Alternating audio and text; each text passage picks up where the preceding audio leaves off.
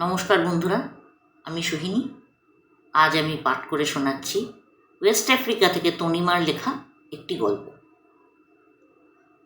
অর্ণা, শুনছিস? আবার আবার তুই ওই অভয়াটাকে হাতে নিয়েছিস? আহ মা, একটু চুপ করো না। কেন চুপ করবো আমি? কারণ আমার আর ওসব শুনতে ভালো লাগছে না।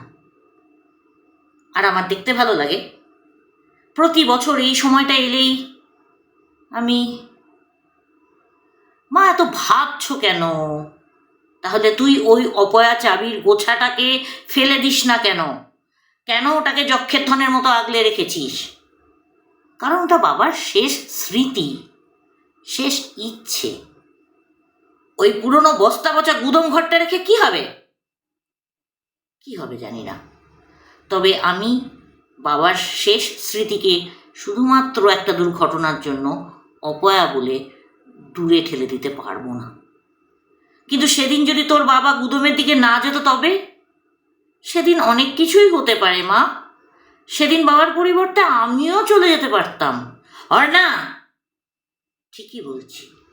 বাবার কালো ডায়েরিটা কখনো খুলে দেখেছো? লাল কলমটা এখনো সেখানে রাখা রয়েছে।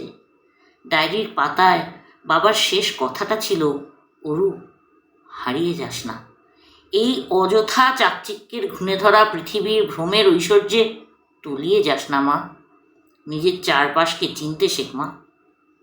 কথাগুলো বলেই অর্ণা চাবিটা নিয়ে বাড়ি থেকে বেরিয়ে যায়।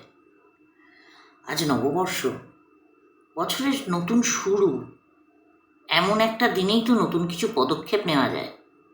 বাবার দেওয়া শেষ উপহার ঝিনুকগুলোকে হাতে নিয়ে গুদমের দরজাটা খুলে দাঁড়ায় সে। ভেতরে রাশি রাশি বয়ে স্তূপ।